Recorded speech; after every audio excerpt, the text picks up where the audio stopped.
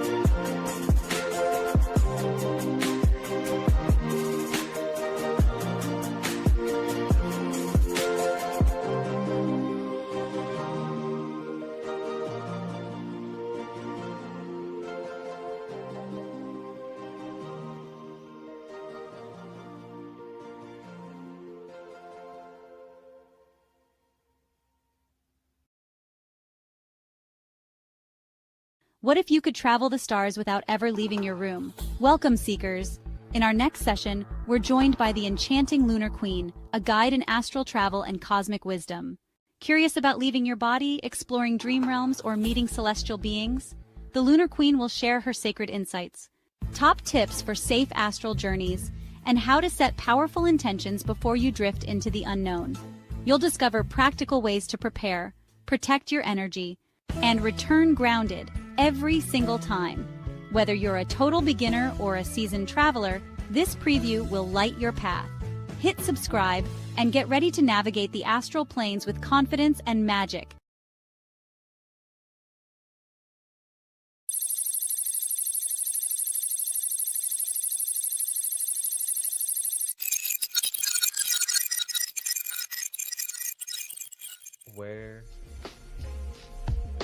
Coming up this Sunday, on the 24th, 8 p.m. Eastern, the process of clearing layers.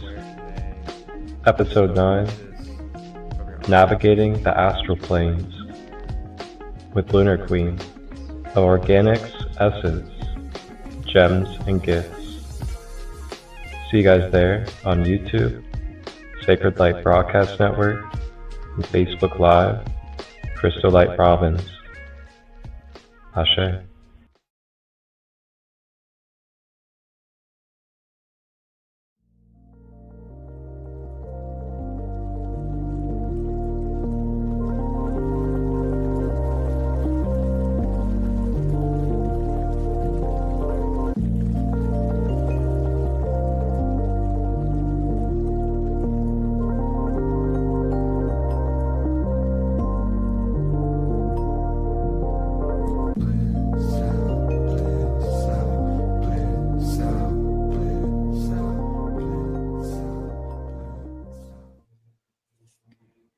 Hello, wholeness and balanced love, everybody, and thank you guys for tuning in to another episode of Season 2 of the Process of Clearing Layers, a holistic, multidimensional series hosted by myself, Marcus Crystallite of Sacred Light Healing and Wellness. On this journey, we are now in Season 2, and in Season 1, we explored various different practitioners and other ways of holistic and conscious living, such as Organite, Reiki, QHHT, and so much more. And as we journey in Season 2, we are exploring even more of these wonderful, conscious, and beautiful souls around the world that have various holistic and conscious ways of life to share for us. And not only share for us in ways that we can use and bring into our everyday life, but also exploring the micro to macro levels of what it looks like in the holistic healing process, mentally, emotionally, physically, and spiritually, as we explore these modalities, practices, and ways of life. And joining us on this episode, we have a divine sister that is also a part of the Sacred Kingdom community, and she is based out of Louisiana, and she is a mother of 2 young children, and she's also an independent entrepreneur with her own crystal shop online. And joining us on this episode to talk about navigating and traveling the astral planes is Ali, Lunar Queen. Welcome. Thank you. How are you doing? I am great, and I am just really joyful and honored to share this space with you tonight, and to allow the collective to be able to explore a little bit of this knowledge and information that you carry when it comes to navigating the astral planes. Yeah, I'm looking How are you? I'm doing well. It's been a great day. Great. Love to hear that. So we'll go ahead and get started and just dive right in. And what I like to always do is just open up with the question of, what was your life like? And what kind of experiences did you have or go through that brought you into awareness of the astral planes and how to consciously navigate them in your everyday life? Wow, that's a good one. I've always been pretty in tune with the astral realms since I was a child. My mother, she was really big into it. She could do astral projection from a very young age herself. Right around 7, I had like a mentor type of character come into my life, who my mom knew when she was pregnant with me. And they were attempting to show me things in the astral realm, and were, just instructing me, like, this is what it is, this is where it's at, this is how you get there. So fast forward to now, when I'm getting deeper into the astral realm and everything. I want to say I was about 20. Yeah, so I've always had the background knowledge of the astral realms, but when I was 20, I really, really started tapping into it. And it was so much as, I could see, go in and see what was in the other room, see where it was and things like that. And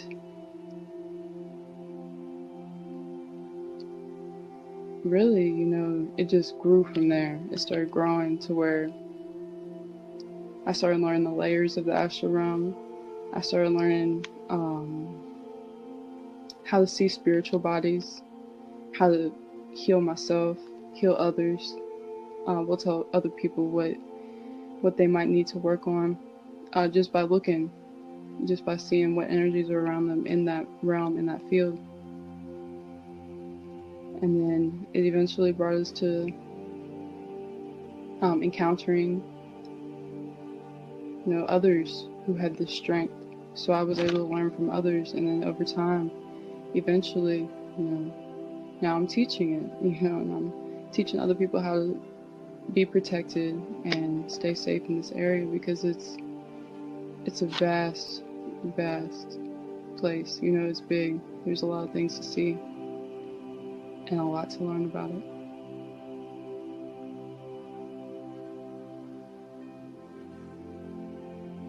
That's really amazing. Thank you for sharing all that. And I'm kind of curious because I know there's so many different various ways of how life can be, especially as a child that is pretty in tune and aware. Did you find yourself going through periods of your life where maybe you wanted to kind of shut down your abilities, or you were kind of maybe even afraid of them? I wouldn't say shut down or afraid, but I found myself as an outcast a few times, just because I would mention these things that I was very accustomed to. My mom taught me about it when I could talk and understand. So me trying to talk to other kids about it, they ran like, no thanks, I don't know what you're talking about.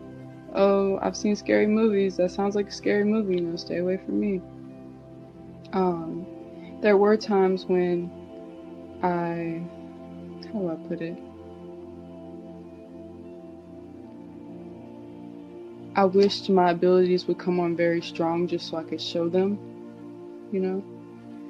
I almost wanted, like as a child, wanted to rush my abilities because I knew it was going to take time.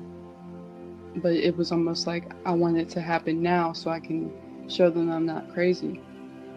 But that's as far as it went, to where I wasn't very happy or confident with my abilities or what I knew about the world around me.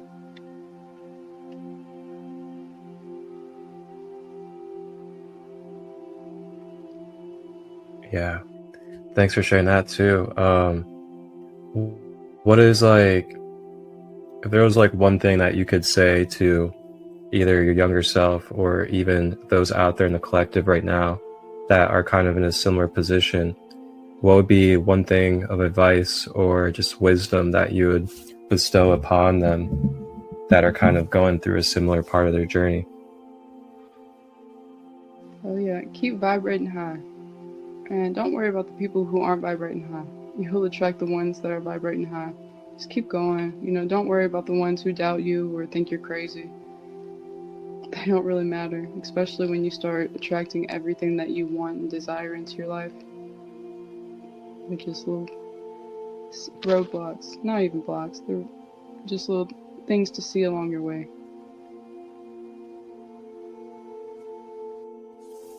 Yeah. Thank you for that. Well said. So, with all this being said,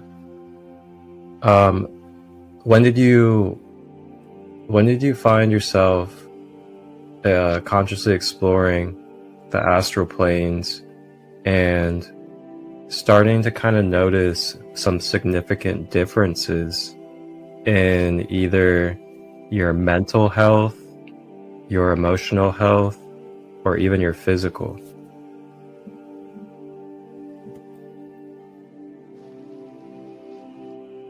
It started when I started going to my mind space, using the crown portal to go into my mind space.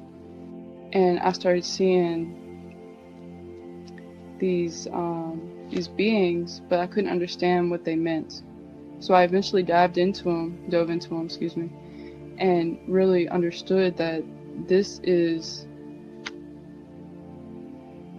a depiction of depression. This is a depiction of anxiety in my mind space. It's not a real entity, it's what I've created in my mind space around me, subconsciously, of course. We don't intentionally create depression or anxiety around us, but that was there. So I used that depiction to help me heal. I saw it there and I was like, I don't like this here. When I'm looking at it in the astral realm, when I'm looking at it standing by my higher self, when I'm looking at it, just clouding my space, it gives you a different perspective. Being able to see it from that point of view teaches you, like, this is what it looks like when I'm outside of my body, I'm looking at it. Imagine what it looks like to other people. It's not about what the other people think, but it's about you and your wholeness and wanting to cure those things. And being able to see it is just, it's like a boost. It really pushes you to go through that dark night. It really pushes you to face these things head on and clear it up and see where they root from. It's just that perspective. When you change your perspective, you can really go within. Especially if you put yourself in the perspective of looking out at yourself. Even standing over here in the astral plane, turn around looking at your this body, you can start to see things. But there's something about my mind space that really, that was like that click right there. That's it, it's time.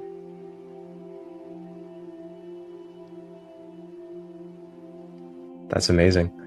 And I think this would be a great way to segue into some more core details for the collective of what the astral plane is and different ways of navigating it, and also maybe like some precautions and just ways of having correct and conscious boundaries navigating the astral plane. So with that, I'll just kind of hand it over to you and allow you to flow. Okay. So how do you describe that? Somebody who's never seen it before or never even heard about it. Everything's energy.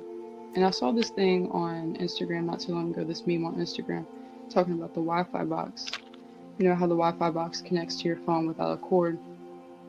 Everything's energy. Everything around us is energy. So instead of looking at something that's right here in front of me, you go into your energetic form, or just consciously tune into the energies around you. And when you do that, you will find yourself in a plane of energy. So that's what we call the astral realm, is that plane of energy around us. Of course, it expands above and around in all kinds of different directions, but it's the energy around us. When you're navigating these energies, there's things like other entities. I know people see that a lot in horror movies, the other entities that come in. There's helpers, there's angels. Let's see. There's lots of colors. When I say colors, it's not rainbows and very colorful, but it's like indicators. So if you walk up to something and it's a different color. I've noticed that some people have different indicators. So I'm just going to use this as an example. Say something's red. You don't understand why it's red. When you're looking at it from your perspective in the 3D body, it doesn't have any color at all. Why is it red? For you, that can mean a lot of things. But a lot of times others will see it as the same color as you when you're communicating about the astral. But anyways, let me skip past that for a moment. So when we're going through the astral realm, there's going to be other things like portals. You will see portals. Those are just a cluster of energy that's like a suction into another energy space. So that means like a being jumped and pulled their energy super fast into that space and left like a tunnel. It's a direct path of a tunnel from one place to the other. Some can do witchcraft and use the elements of the earth to open portals. Some know what they're doing, some don't. I hate to say it like that, but really sometimes when we do these spell jars, we don't know what we're doing. We don't know exactly what we're calling upon. So you have to be really careful of that. Sometimes you can be doing a spell jar. Say you want to put somebody in the jar, don't want them to talk, don't want them to talk about you. But you open a portal into their home to where an entity can come in and put the hand over their mouth, and now they have throat chakra work to do. And now you have the karma from that. So, duality. That's watch all the karma, and that's the same thing with the astral realm. This realm is very real. If you go out there and you see somebody you don't like, just because you're doing the astral realm doesn't mean it didn't really happen. Dreams are real, this energy is all real. So if you go over there, you just have to be very cautious and careful of that. Sorry, I'm I'm kind of trailing off a little bit, but that's just what's coming to me at the moment. But to stay protected from these things, you're gonna want to, consciously be able to go into this energetic field and make sure that you're keeping your space clear and making sure there's not too much around you that can infiltrate your energy and bring you down.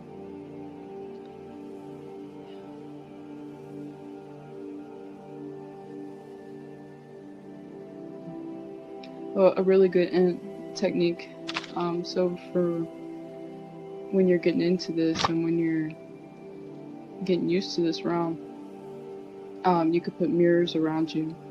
That's a really good one, just to sit behind the mirrors and have that as your protection, facing out instead of facing in, face out. So you have that boundary around you to keep things from coming into your auric field. You want to keep your auric field protected.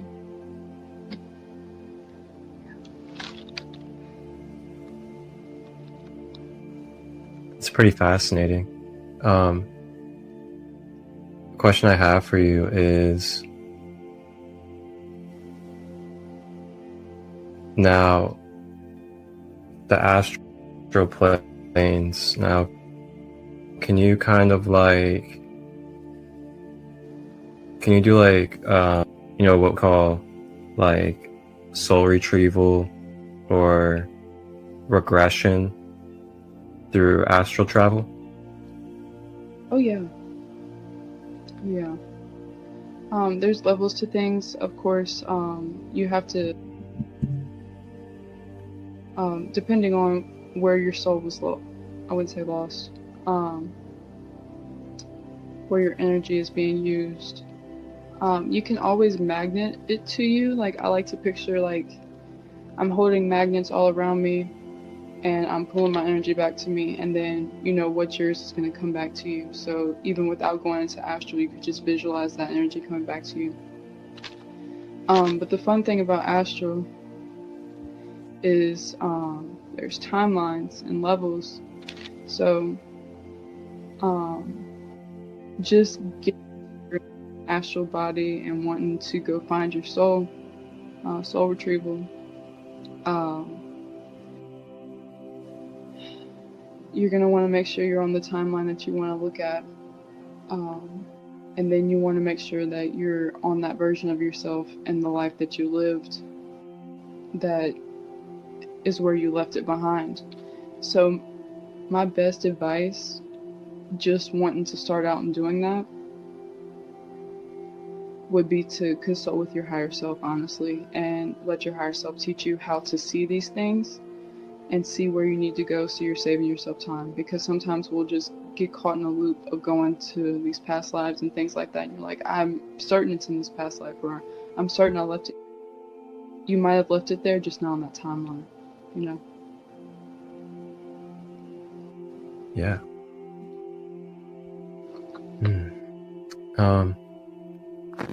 And then another question I had for you was also,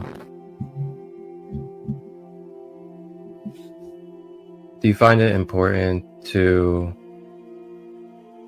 be grounding before going into an astral travel? And also,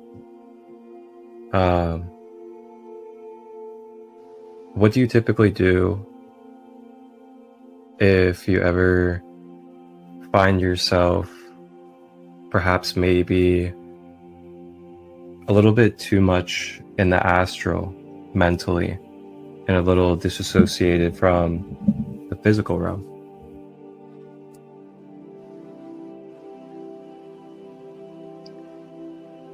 Yeah, so the grounding part, it depends on how deep you want to go.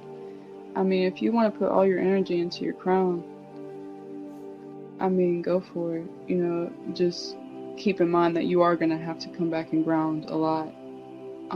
Personally, I try to stay in and look from that perspective so I don't get caught into this disassociation moment, because that will happen. It does happen a lot. So grounding is very important, don't get me wrong. But there are levels to things. If you really want to go deep into the astral realm, you can put all your energy into it. But if you come back and you find yourself disassociated, it is going to take a little bit longer to, you know, ground yourself than it would if you had grounded yourself before you went. So the best thing to do if you're getting dizzy, getting headaches from being disassociated, go touch the grass. Like, when I say it like this, I mean like go run your hands through the grass and just feel the earth. Remind yourself that you are in this 3D body. Pull your energy back through your energetic points and really feel yourself. I like sandalwood a lot. Not only because it's really good for you to stay accessed, but the scent of it will keep you close. The incense, not just the oil, the incense. It's like a balance of grounding and access to the astral realms. So it's like an enlightening thing, but with the earth scent. And that just, when I first started going into the astral planes, I always had sandalwood burning. Or frankincense, but mostly sandalwood. And I had blockages. There was a hex on me. I'll just say it. You know, there was a hex on me before I started, and that sandalwood really got me through to these astral realms, into these planes. And then after that, you can go in and clear the blockages.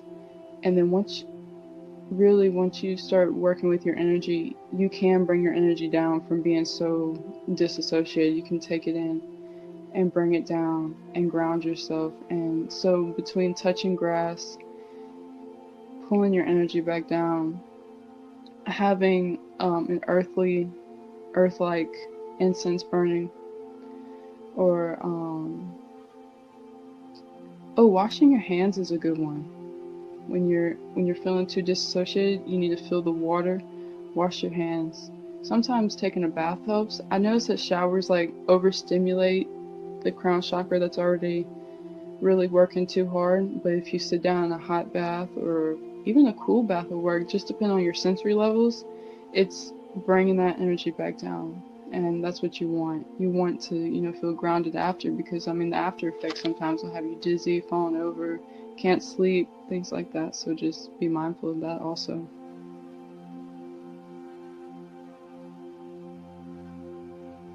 Some really good insight, especially for those that may not be aware of or just beginning to step into that type of way of life. I think that's actually a great way to kind of bring up, you know, what are some of your favorite tools and creative ways to kind of assist you? I know you just said sandalwood. Are there any crystals or altar-like things or ceremonial things that you like to utilize?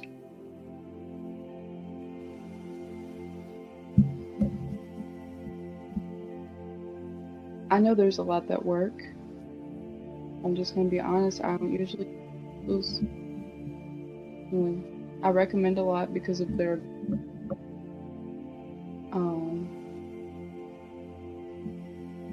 those are good tools to teach you how to do the flow, and they're really good to keep you regular.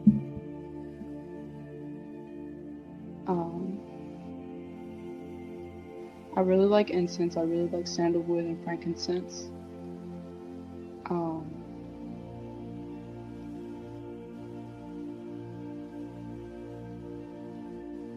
can't remember. I'm trying to think of the crystal I used when I was first starting. Chevron amethyst is really, really good. Every time I touch it, it's like I jolt into the astral realm. It's like, okay, be careful, don't touch me. Leave it alone because it'll zap you there really quick. Which one was I using? Yeah. Labradorite. Excuse my accent. I have a hard time pronouncing things sometimes, but that one's really, really good if you want to reflect and see what's going on with your auric field.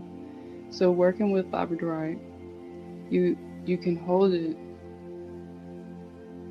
go into meditation, and it's like you're almost holding an energetic mirror, and it's really going to highlight the things that you want to work on, and it works for all of your chakras and your energy points. Another one is strawberry quartz. That one's really good too, to really keep that energy flowing through and balancing that grounding.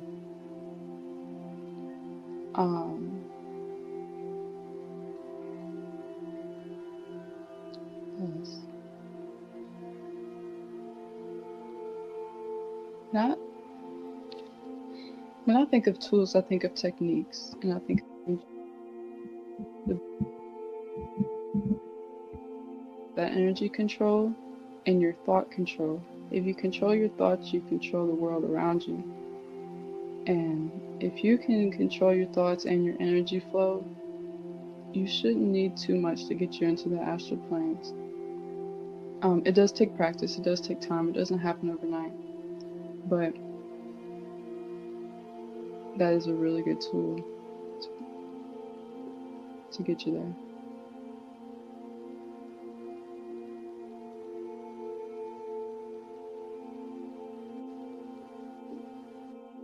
Yeah, I was gonna say labradorite would definitely be a good one, and I'd probably even say, and I've discovered this crystal through you.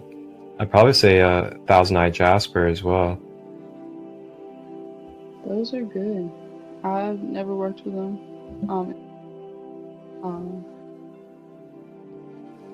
It's like the protection energy from them mixed with the quartz that's mixed into it. Yeah, I actually have one sitting right there that I'm looking at, and a labradorite right beside it.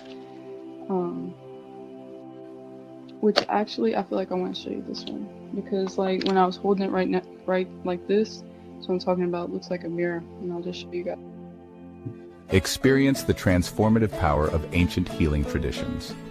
Welcome to a unique retreat where generations come together to heal and grow.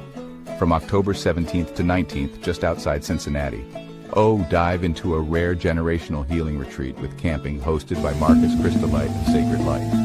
This retreat is part of the Ancient Medicine Retreat series, featuring the honorable sacred guest, Peruvian shaman Don Eduardo with his wife, and his incredible team that includes Kevin Standing Elk, Jonathan Hernandez, Ashley Ballard, and Chris Rust. Join us for sacred ceremonies, flow shops, and one-on-one healing sessions led by skilled sacred space holders like Violet Lyrafe, Donnie Yvette, Mandy Schmidt, Jean Wilkerson, Cecily Simpson, and Angelic Ray. Feel the energy shift as you immerse yourself in holistic well-being. Bask in the healing power of live music from artists like Amber Echo, Shay Brown, Evan Sturgeon of Sturgeon Friends, Emerald Alliance, Aura de Prophet, and Illuminati Congo. And let's not forget the fire and flow arts that will light up our nights. Nourish your soul with delicious plant-based meals prepared by sacred indigenous chef, Grandma Katie Singing Eagle. Explore the vibrant energy of crystal gemstones with Allie Pratt from Organics Essence Gems and Gifts. This retreat is family-friendly with no alcohol or substances outside of 420. With a dedicated kiddo area and activities led by Shay Brown, everyone in the family can benefit from this healing experience. Thanks to our partnership with AJ Lardy of Operation Oscar Mike Inc., this retreat promises a supportive community atmosphere, especially for military vets looking for healing. Spaces are limited. Contact Marcus Crystolite at 513-238-5580 for pricing and scheduling if needed. Visit the site on the flyer or the Jotform link in the description to register. Don't miss out on this transformative journey. One love. Resurrected from the night, had to pay that price to achieve new heights. Fight with all my might to enlighten my sight. We coasting with potion, high five to the ground, bitch. We chosen. CLE got the flow like the ocean. Can escape when your brain is eroding. We got that light. Chakras celebrate, bright. Check my triple sight. Yeah, you know we consciously. We got that light. Chakras celebrate, bright. You see.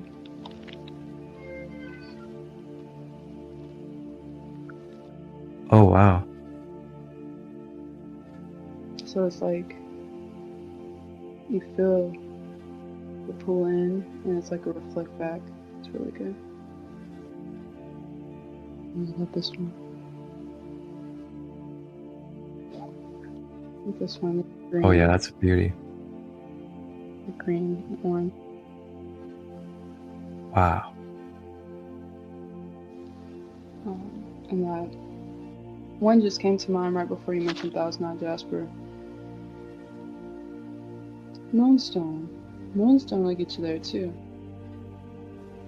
Almost any type. That peach moonstone has a little bit of the grounding effect along with it though.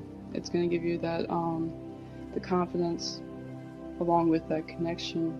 And I think it goes down. I almost want to say, no, it doesn't really pull you all the way down into your root, but I think it hits the sacral too. So, if you pair that with a carnelian, you should go as far as grounding and access to the etheric realms. Mm-hmm. Really good too, just for tapping straight in.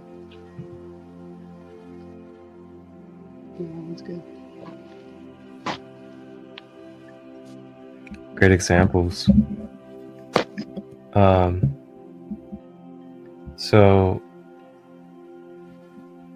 with the astral travels, is there like any kind of preparations that you ever go through intentionally to kind of assist you to get there, such as fasting or detoxing, or kind of going into maybe like a meditative or ceremonial space leading up to it?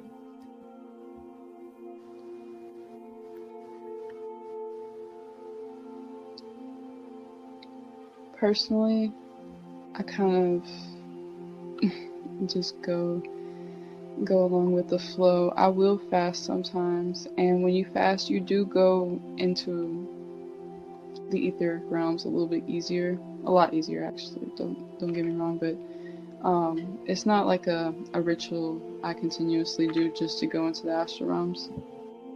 You have a lot of respect for the space, respect for yourself, and do what's calling to you. If you feel like you need a detox, I do assist people who go into these astral realms, and sometimes too much coffee can keep you from going. Even though you think coffee is a stimulant that's supposed to help, it doesn't. Certain certain prescription medications will keep you from going. Even, stimulants like Adderall, they'll keep you from going. You want to be able to get those perfect scale where you have, because you can jump to the astral realm on Adderall, but I don't see you being able to focus on doing any energetic work. Just because the stimulant, you're going to want to through it all just to see things. Yeah. Just be mindful of what, antidepressants might do for you. So if you're having a hard time getting into the astral realms, I'm not saying to stop taking your medicine or anything like that, but I'm just saying maybe talk to your doctor about something that's less invasive on your brainwaves and things like that, because I know some of them can be very invasive on your brainwaves.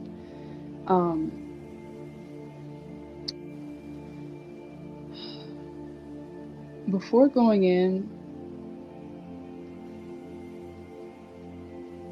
I recommend, just saying your prayers, affirmations, things like that, to keep yourself protected and well grounded.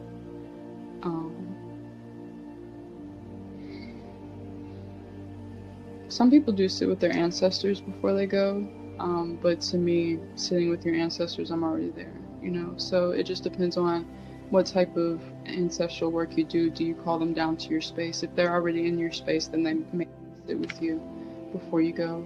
If you have that boundary with your ancestors to where, they stay in a certain space and you keep your space clear, then, asking to meet them there could be another thing. So say, like, my mind space is my first stop before I go anywhere else. I go to my mind space. I chat with my higher self, see what we need to work on, see what we need to go look at. Maybe talk to my ancestors and my guides and see how they want to guide me through whatever we're about to do. But that's another thing. If you start, doing spiritual work for other people, don't go doing things to people's timelines without talking to their guides and ancestors. That's a really big thing. Off on the mission, you know how it goes. Off in the system, they turn up their nose. They took all the soil, but they didn't know. Through the concrete, you see the roads. Eyes ain't Surrendering and letting it all flow with the violet ray. The questioner says, could I make the analogy of, in this apparent death, of losing the desires that are the illusory, common desires of third density, and gaining desires of total service to others? I'm Ra. You are perceptive. This was the purpose this was the purpose and the intent of the chamber, as well as forming a necessity portion of the king's chamber position effectiveness. Already talking about the pyramids, I see.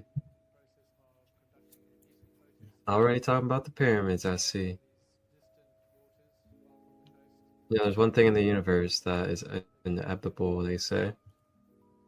And that is change. Complex of the healer by the outstretched hand used in a polarized sense. However, this energy circulates through the various points of energy to the base of the spine and to the certain extent the feet, thus coming through the main energy center of the healer, spiraling through the feet, turning at the red energy center towards a spiral at the yellow energy center. And then Rob mentioned the third energy center, if you're coming up from the root, which is the solar plexus, which is the yellow center. And the solar plexus is where we use our willpower. It's where we take action. And it is where we have courage and self-esteem and confidence to use our vital energy. So it's pretty fascinating stuff. And then the chakras also are not physical, but they're a part of the etheric body. If you guys look here, I'll zoom in a little bit for you guys. The amethyst. Amethyst is one of them. And there's a variety of different styles of amethyst out there. This is a chevron amethyst, which has the white. Okay, yeah. So here's a good question that I was thinking about. And I kind of actually spoke on it not too long ago in the Sacred Kingdom community.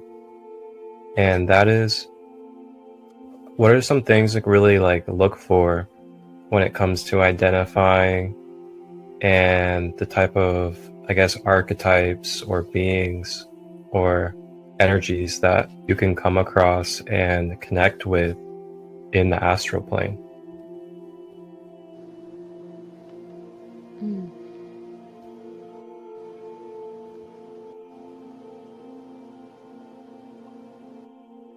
Sorry, I think I hear my baby. So, identifying. Yeah, so they're all going to have pretty distinctive characteristics.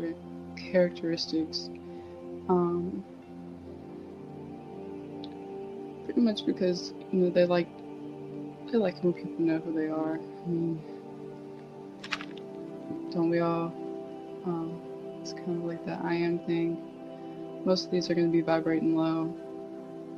I wouldn't say most of them, because you know there are the good entities, but when it comes to darkness, they are going to be vibrating low. And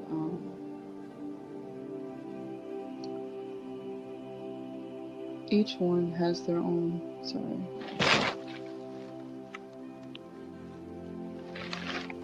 so they are going to have their distinctive characteristics and things like that.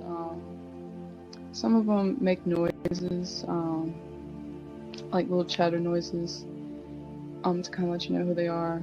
Some will knock on your ceilings and your walls to let you know who they are. When you're looking at them in the astral realm, you're going to want to make sure that they're not something that you put there, because like I was mentioning earlier about the depression, anxiety that I saw in my mind space, you could very well have manifested that into your home. Or if you live in apartments and things like that, you might have had somebody who lived there before you leave their depression behind. And I mean, it's quite literal. It's an energy. Everything's energetic. So when you go into the mind space, you can usually recognize it just by tapping into it. And you ask it who it is, it's going to tell you, who are you? I am this.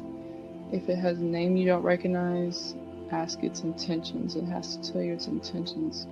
If not, if it refuses to speak, you can still find out their intentions. But I haven't had a situation where they refuse to speak or telepathically tell you, because sometimes people go into the astral realm and can't hear anything, but they know things, you know, so they might telepathically relay that information to you.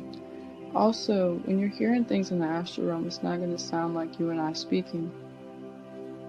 Sometimes it does, but most of the time it's going to be more like a thought, like a knowing, or really a concept coming into you. So just be mindful of that.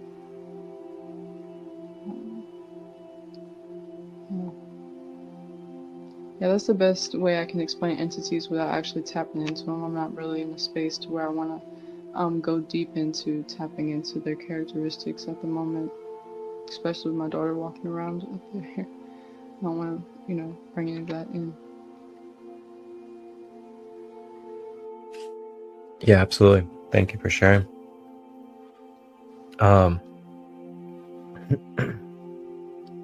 So with your own experiences, what are some of your favorite experiences, and what are some of the maybe the most extraordinary astral experiences you've had?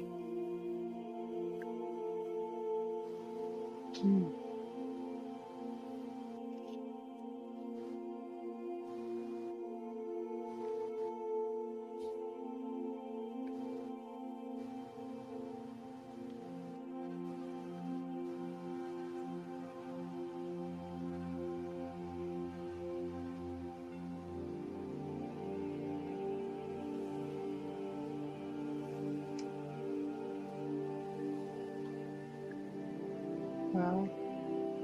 One of the most extraordinary was when I was really getting into it. I remember I stayed up all night, but I wasn't up. It was like almost like a lucid dreaming thing, but I was just going. I wanted to see everything. I wanted to know everything about all of the layers of the realms. That was pretty extraordinary. Just zooming through. I've done a lot and seen a lot of things. A lot of them I went into dark spaces, just exploring. One time I went to the moon. I just wanted to see what was there, and there was a guard there. I actually got attacked by said guard, and I woke up the next day with a bruise on my chest.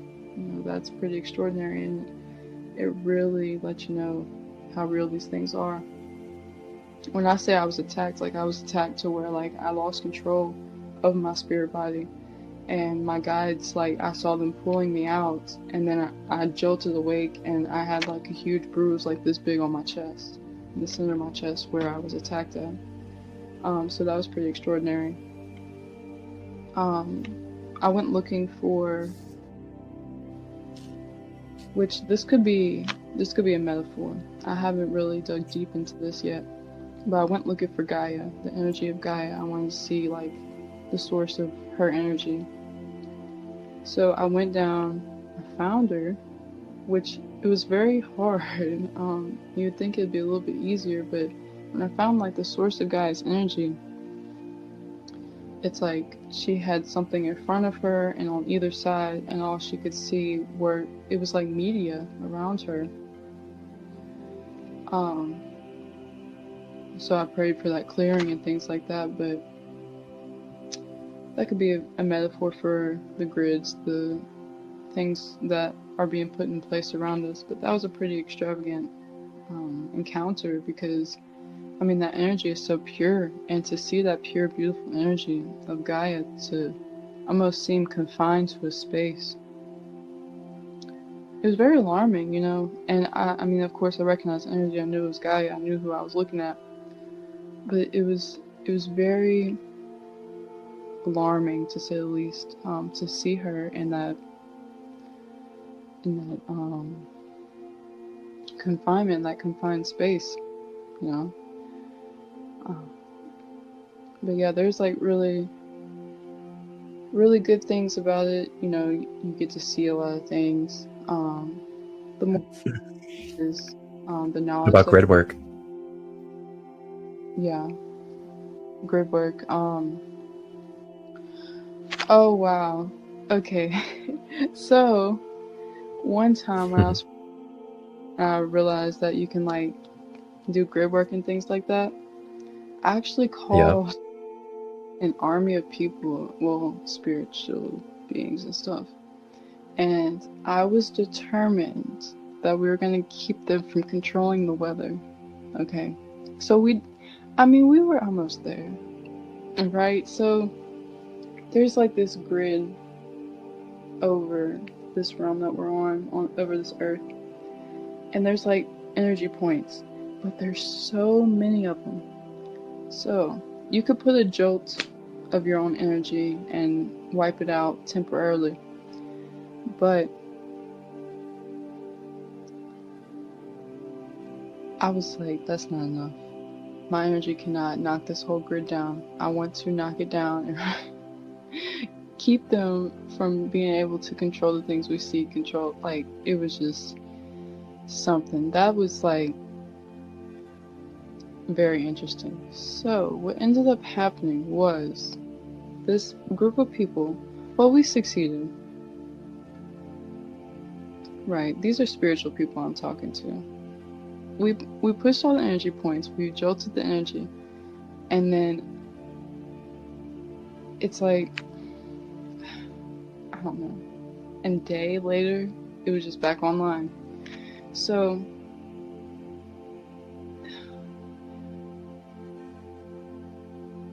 that was crazy. It was fun. Okay, let me say it like that. When you really, really understand what your energy can do, it changes everything. It changes the way you walk, the way you carry yourself. It changes the way you speak, because you are very powerful. All of us are very powerful beings. You just have to practice that thought control, practice that energy control.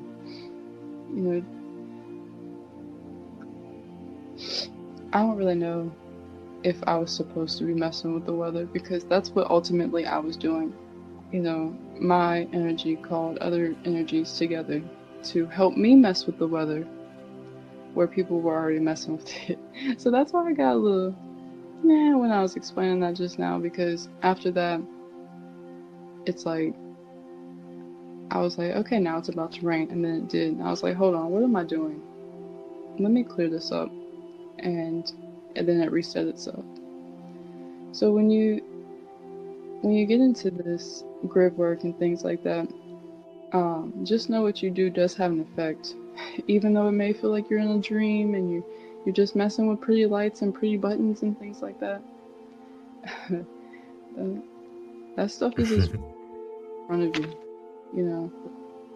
So just keep that in mind when you're doing your grid work. Don't feel like it's not doing anything at all, because sometimes it's doing a lot of things.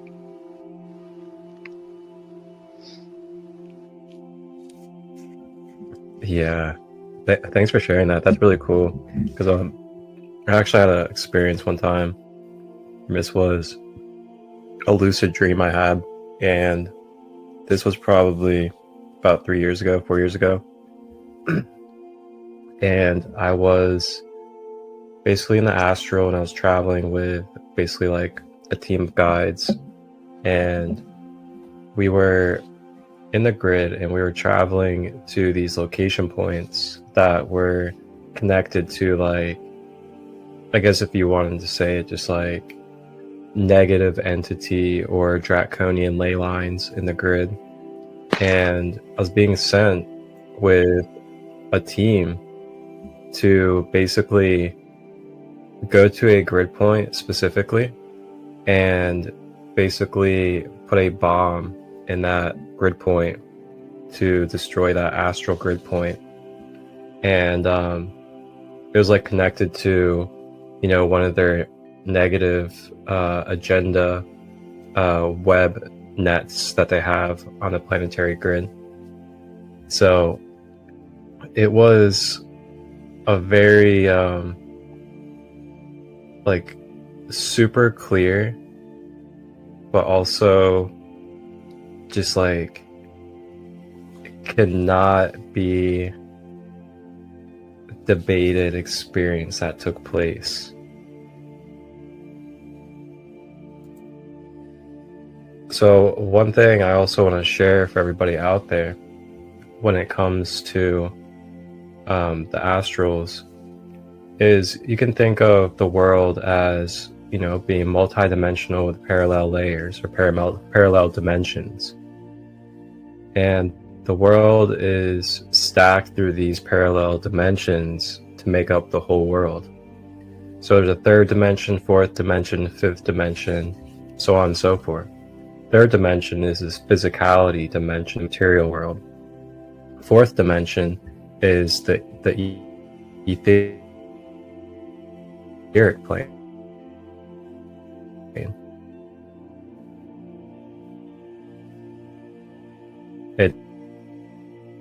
It's the Akasha, it's the astral plane. And then cut the X and then brings us up to the higher dimensional realms. So that fourth astral realm, it's a overlapping and also moving through physicality dimension, because it's lighter and it's a higher frequency.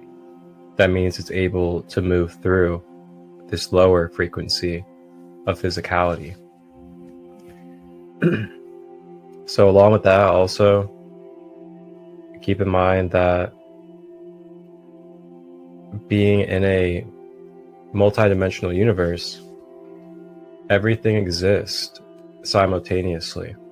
So anything that exists here in this third dimension, that means it also has an existence throughout the universe. But also anything going on in the fourth dimension also has an existence all the way throughout the universe. So really there's not like a third dimension's fake and the fourth dimension's real. It's more so that they're both existing and they both have different traits or different mechanics and operations to what they are and exist as in this multidimensional world. Why do so many seekers say their lives changed after one weekend in nature? Could a drum beat really open your heart? Come find out at Soul Family Rising. On September 13th and 14th, journey with us to Lake Hope in the heart of Zaleski State Forest, Ohio, for a 2-night elemental drum medicine retreat like no other. Surrounded by ancient trees and fresh air, you'll step into a true soul family, where connection, healing, and laughter are all part of the rhythm. Our flow shops are led by an incredible team. Christina Cheyenne of Sacred Vibrations, Victoria Ann Ilg, Heather Lynn of Heart Alchemy Wellness, and Marcus Christolite of Sacred Light. They'll guide you in elemental practices that bring balance and clarity, tapping into earth, water, fire, air, and spirit. Plus, don't miss our special guest, Chuck Wilson of Walkin' Drums, a master shamanic drum maker whose drum flow shop is truly unforgettable. Whether you're new to drumming or a seasoned spirit traveler, you'll feel the power of rhythm to awaken and heal. All meals, blessed with love and gratitude by Grandmother Katie Singing Eagle, are included, with vegetarian options so everyone feels nourished. Bring your kids, your parents, your friends. This retreat is truly family-friendly, with ages 8 and under free, 9 to 16 just $20, and adults only $55 for the whole weekend. Camping, meals, flow shops, all covered. Just bring yourself, an open heart, and a sense of wonder. Space is limited, so register now by scanning the QR code or visiting the link on our flyer. Questions? Text Marcus Christolite at 513-238-5580. This September, let's rise together. Your soul family is waiting. About just my astral experience, and I explained a little bit to everybody about, you know, the parallel dimensions and how basically, you know, just as much as we believe this third dimension is real, you know, the fourth dimension, other dimensions are just as existing as well, and that they're all parallel and existing. So it's never really that, you know, everything that's going on here in this material world is real, and then everything else is fake. It's just more so that different dimensions have different purpose, mechanics, and ways that they operate, and it's all coexisting at once, and you can experience the different dimensions mentally. Oh, yeah.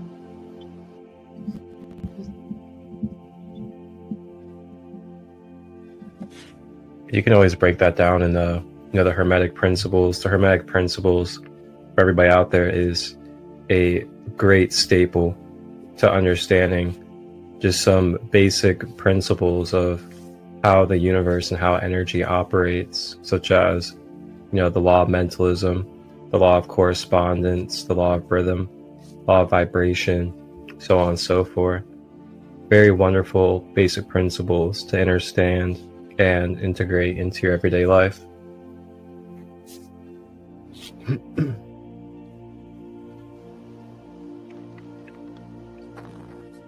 So with that being said, I'll go ahead and kind of leave the space open for you to share any final things that you feel very valuable for the collective to know about regarding the astral planes, whether it's navigating, security, intention, or anything else that you feel.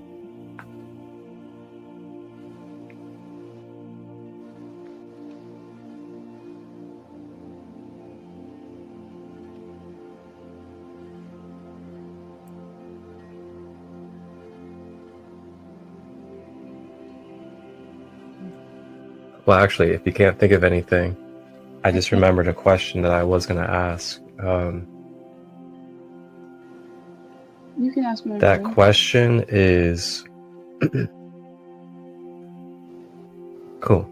So my question is, because I know this is something that you very much have worked with, is what type of benefit have you seen when it comes to being able to, you know, psychically or consciously tap into the astral planes when it comes to helping others, when it comes to things such as attachments, energies, you know, channeled messages, what type of benefits have you found for other people in their life by being able to naturally have this gift and be in tune with the astral realm?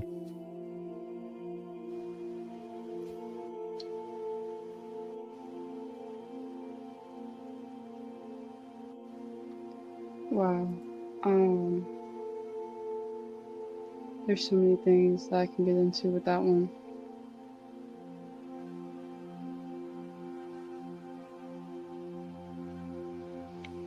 Let me think of the best example.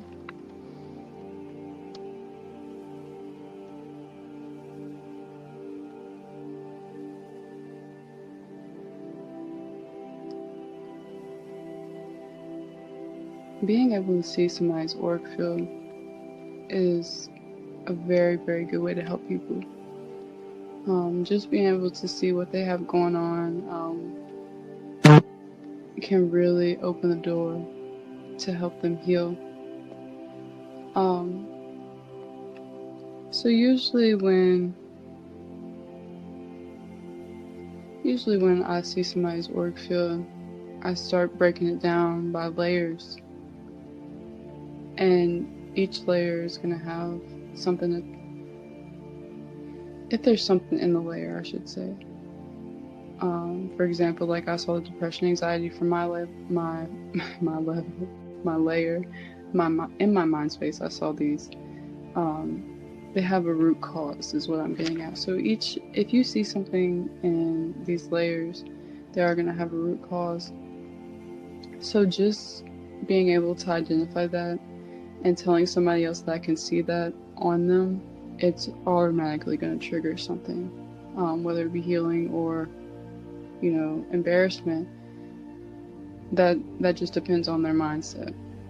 99% of the time it is going to trigger healing, just because, when you're in this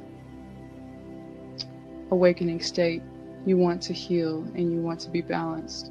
So most people I work with are going to want this balancing and this healing.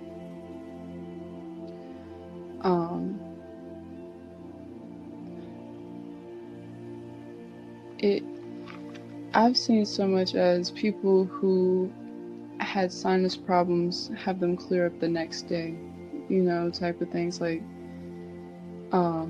what I channel is first and foremost, you want to talk to the guides. You don't want to just go into somebody's auric field and decide for them. I will say there are people who do that,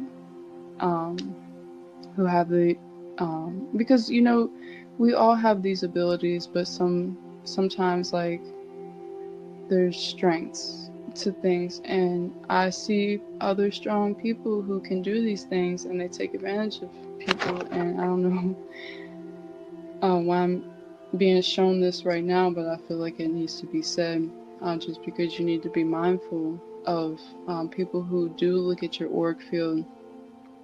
They might try to decide for you, so just make sure that if you go to somebody and you're having them do energetic work for you, like cord cuttings and things like that, make sure they're cutting the right cord.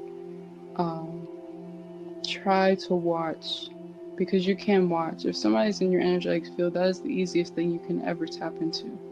I promise you that. All you have to do is put your intention to see what they're doing. Like, say, I want to see what they're doing, and you will see what they're doing. Be very, very cautious with things like that, though. I'm just saying.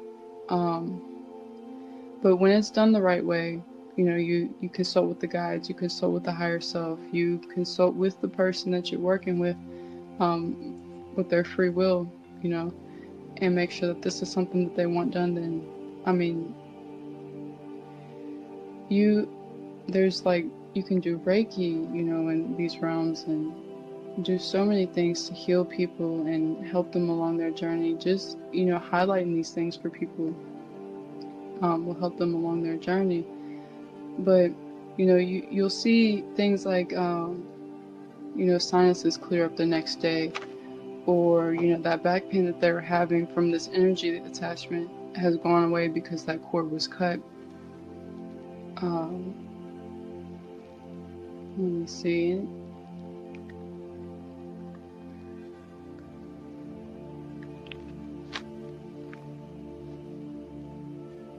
sorry, I have like I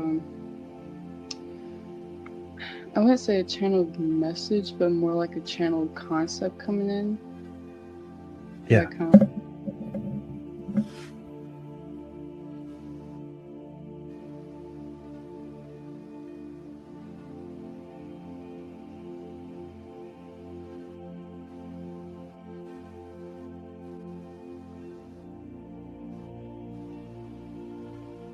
something about making sure you're looking forward when you're going through the astral realms. So I'm assuming it has to do with making sure that you're doing energetic work to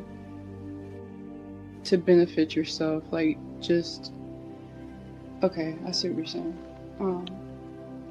Okay, so what I'm hearing to explain is, like, when you're going through the astral realms, and you're trying to do energetic work for yourself, you want to make sure that these cords that you're cutting for yourself are also cords that need to be cut, because sometimes you might just get upset with somebody and want to completely cut off their energetic help for you, when it's actually helping you, even though it's upsetting you at the time. So consulting with your own higher self and your own team might help you with that. And make sure it's your team talking and not your ego. Because sometimes your ego just gets so upset with something. These cords can be reformed, just depending on the level of you re-meet this person and how much of destiny it is.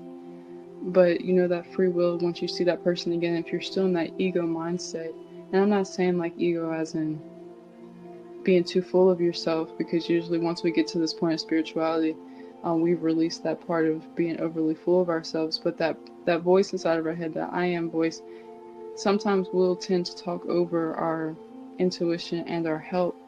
So make sure that if this person comes back into your life, that you know for sure that they're not supposed to be there before you cut them off. Don't know why I wanted to say that, but just know that was channeled from the person I'm working with. Well, the spirit I'm working with right now is actually my astral projection teacher. Very feminine energy. Taught me everything I know, actually. I had like many mentors when I was a child who were in human bodies, but this lovely lady of mine, she's taught me everything. When I say everything, it's down to how to travel, how to get back, how to clear my space, things like that. So that's coming directly from her to us now.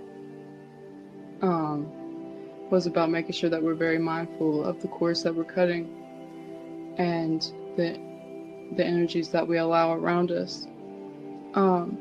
Also, if I had to give anybody any real advice, it would be to make sure that you're very mindful of the energies you bring back into your home. That's like going to work, somebody be angry, rub it off on you, you bring that home. Wipe your feet at the door, clean all that stuff off of your body before you get into the door. Be careful of who you let into your house. So I had a channeled message come through not too long ago that make sure that nobody's above you or below you, because that is messing with your energetic connections to the etheric realms and to your grounding. So that goes for people who are in apartments. And I know there's not much you can do about it when you live in an apartment, because I mean, I've been there. But if you're having like constant, bad days or angry spells and things like that, sometimes you need to check what's above you and below you. I used to work in the mall also, and I mean, the energy that would come around me before I would go home, I mean, Lord have mercy, how have I made it this far? Because, it's all energy. Like some person could have a bad day in one spot. 10 hours later, nobody knows about this one spot, but they walk through this energetic field that was left, well, this energetic signature type of thing that was left behind from one argument 10 hours ago, and now they want to argue. I mean, that's a,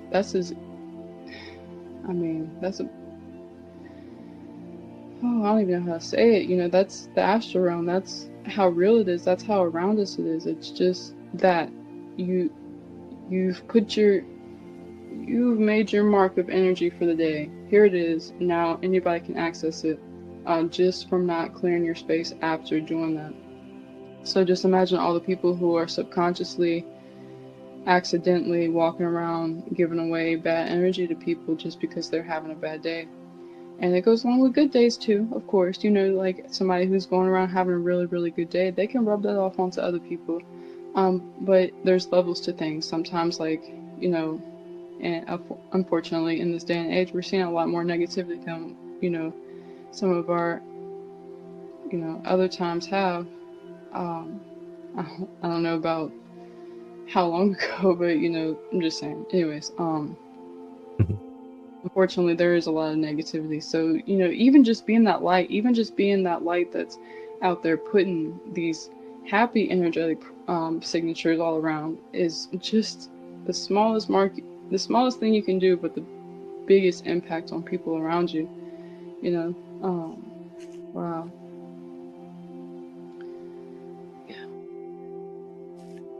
Yes. Wow. What a beautiful way to really close out with some passion right there. I love it. Thank you for sharing that. Oh, thank you for having me. Absolutely. And with that being said, for everybody out there, where can everybody connect with you? Where can they reach out? And where can they also purchase from your online crystal shop? Yeah, so I'm on Instagram as Lunar Queen 21. My link is in the bio for Organics Essence LLC.com. That's going to be my crystal shop. I'm also on Facebook, just Lunar on Facebook, which is a little bit harder to find, but Instagram is pretty easy. LunarQueen.21. I think I have it .21. No, sorry, I had to change it. It's 21_. So I have all my links in the bio, so you can get straight to my Facebook and straight to my website from there. We do have a few new crystals. I just posted some labradorite. You can get different shapes and sizes. Just pick which shape you like, things like that. And if you ever wanted to reach out for some energetic work, you can definitely find me on Instagram for sure. And also, I think you can find me on the page, the Sacred Light Kingdom. Listen, what is it, Marcus? Oh yeah, yep. It's listen.to/Sacred Kingdom 33, and I'll actually put that down below in the description for all of you guys, so you guys can have the direct links to both the kingdom as well as Lunar Queen's website for the crystal shop. Yeah, so I do energetic clearings and things like that. Of course, I'll consult with your guides and everything. So if y'all ever need any help with that, just reach out to me and let me know. Wonderful. Thank you so much for all that you do, and thank you for being you in this world, delivering the wonderful knowledge and wisdom that you carry. And I really appreciate all that you do, and really grateful to share this space and continue to build community. And with that being said, thank you to everybody that is tapped in and tuned in for this episode. And feel free to leave comments, feedback, questions, or you guys can also expand the conversations, share a little bit of knowledge and wisdom that you know in the comments as well. We're all here to learn from each other and with each other, and continue to be students as well as teachers of this whole universe here on planet Earth. And for everybody out there, you guys can give donations. All donations get split between myself and guest of the episodes. And feel free to, of course, like, share, and subscribe to help support the algorithms and support the movement of getting this knowledge and wisdom out to the collective. Allie, have a beautiful night. Thank you for your time. I know that you're a really busy mother out there, but I really appreciate you, and have a blessed night. You too. Thank you. Thank you for having me.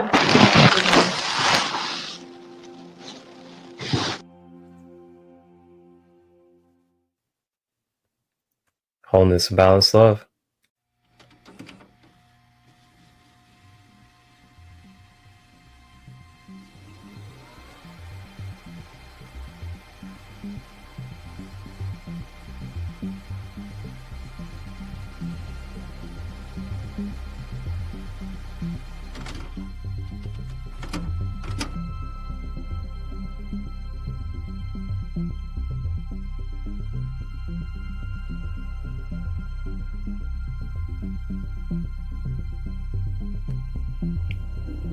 (2023) Mother Gaia, third dimensional planet, ascending. Thank you from the Sacred Light Broadcast Network and Sacred Light Productions for tapping in and tuning in to all live and replayed content, holistic, conscious, for your empowerment. Tap in to the Christ light within. Please like, share, and subscribe. And remember that you are the one that you have been looking for. Enjoy this content.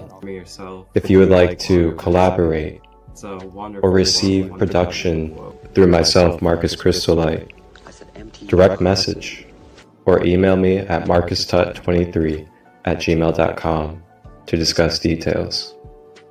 Wholeness and balanced love.